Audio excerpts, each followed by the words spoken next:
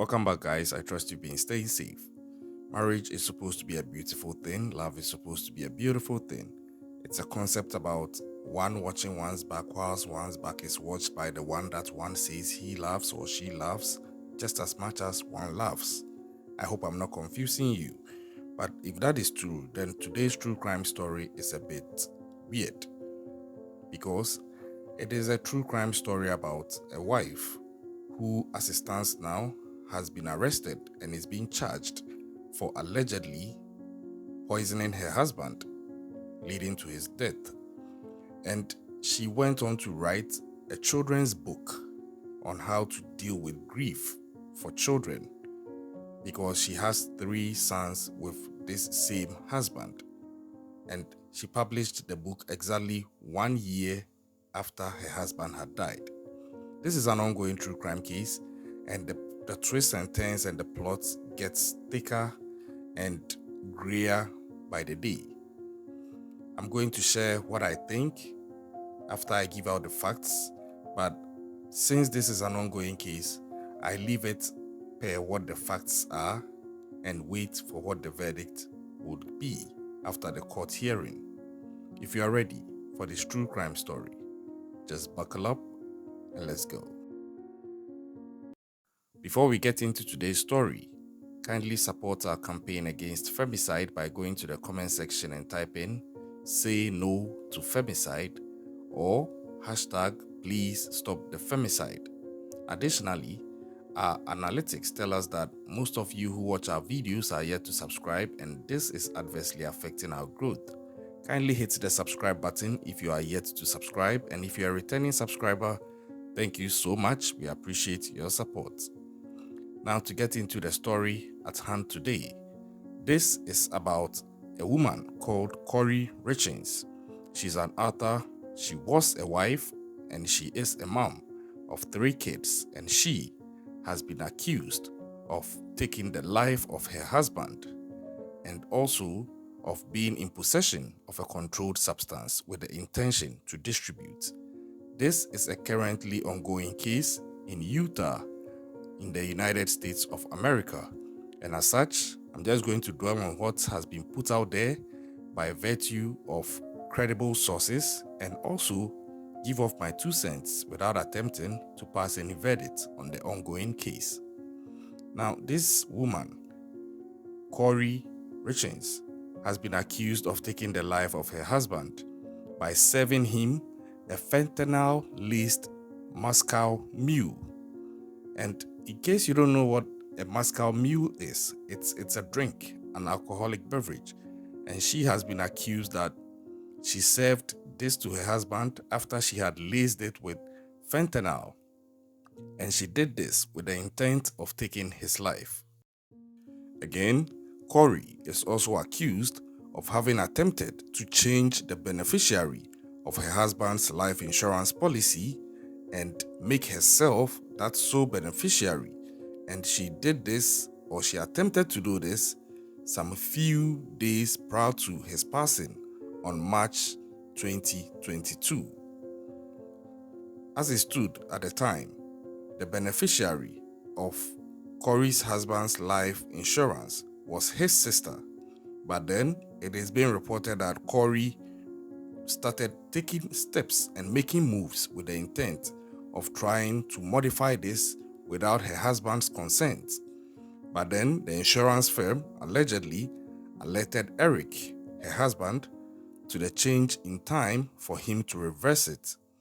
And this has also been cited per search warrants documents. Now, her husband, by name Eric Richins, who shared 3 sons with Kouri, and these kids are all under 11 actually, ultimately ended up removing Kouri's name from his will altogether, but then he never told her. Tensions are reported to have since fled between Kouri Richins and her husband's family. Kouri allegedly assaulted her sister-in-law during a party she hosted just 1 day after her husband's death, where she was alleged to have been drinking and celebrating. Now, some people of the view that this is a bit unusual for a wife who is alleged to have been grieving the loss of her husband. As it stands now, both sides, that is, Kouri Richins and her husband's family, have spent the past several months in court over her husband's $3.6 million estate. Her husband's family members, including his sister, who has been named as her husband's beneficiary, had told police earlier that Kouri had an alleged history of violence, and there are also alleged past attempts by her to poison her husband, Eric. So much so that at a point in time, Eric had become oblivious and eventually then realized that this is what was going on and went on to inform his family that if anything happened to him, Kouri would be the one to blame.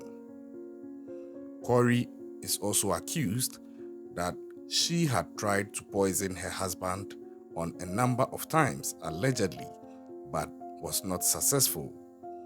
Aside the accusation of poisoning her husband with roughly 5 times the deadly dose of fentanyl inside the family's Commerce, Utah home on March 3, 2022, she is also facing the additional charge of being in possession of a controlled substance with the intention to distribute.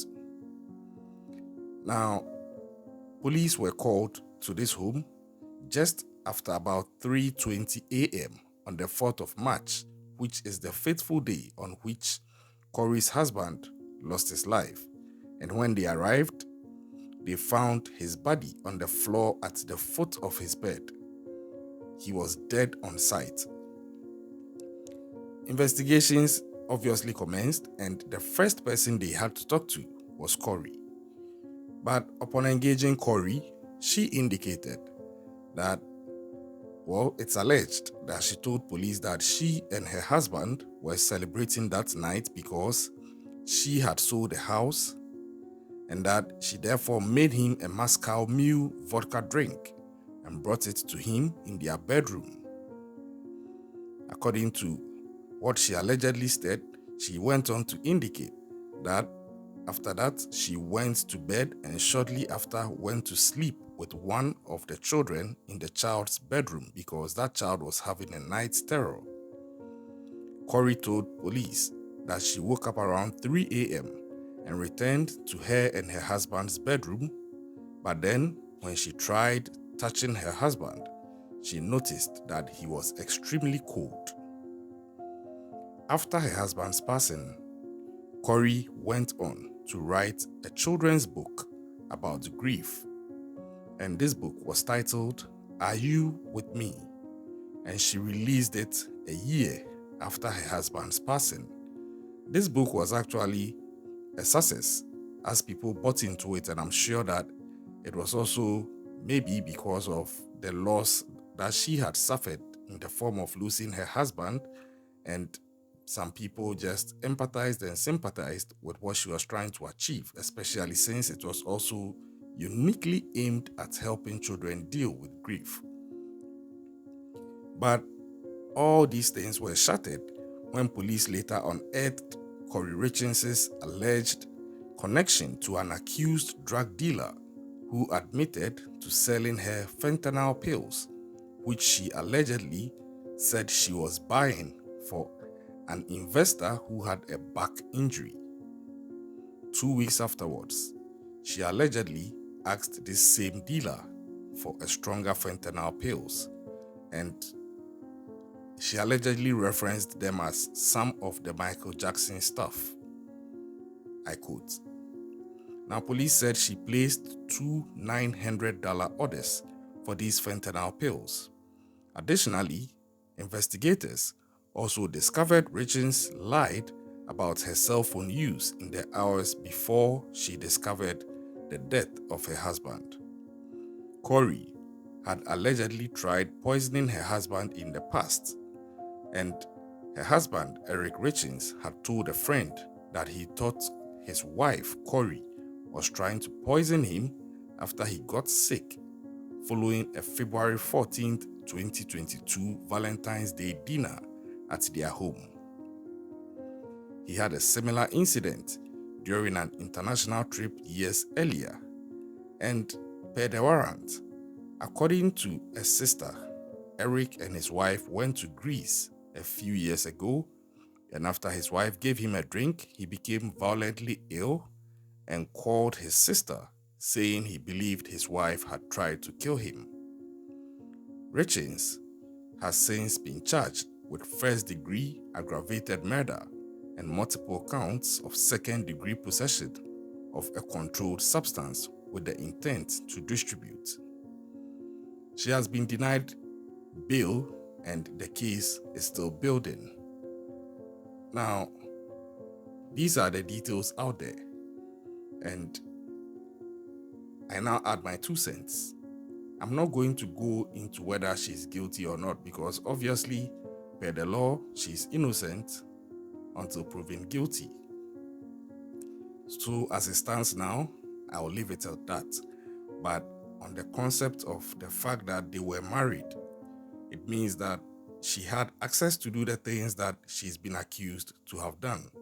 But that in itself also doesn't mean that she has done them. There could also be bad blood between her and her husband's family, but the fact that they are also in the numbers accusing her does not necessarily make her guilty. That's also not to say that it makes her innocent. But in all this, I'm sure investigators are going to do the best work and the evidences are going to come out and they will stick if they are solid. The people that I grieve with most are the 3 kids caught up in this, having lost their dad and now their mom being accused of having taken his life. That is not to say that if she turns out to be guilty, the law should pardon her. No way. She should face the full rigors of the law if found guilty, but I think that such cases leave a scar on the kids involved. RIP to Eric. My heart goes out to his family and to his wife if she's innocent, but I'm waiting to see how this case will play out because it's a classic one. Most often, it's the other way around where you see husbands perpetrating or allegedly perpetrating murder against the wives, but from time to time, cases like this come along where the wife is now the suspect perpetrating murder allegedly against her husband. So although we are promoting a campaign on femicide, it does not mean that men being killed or murdered is not important to us. Keep our fingers crossed and we are following this case. So as and when any updates are due, we are going to do our best to bring them to you. Subscribe to the channel if you haven't yet done so. We appreciate your support so far. Help us to reach 2,000 subscribers by August this year. And like I've always been saying, keep an eye out and stay safe out there.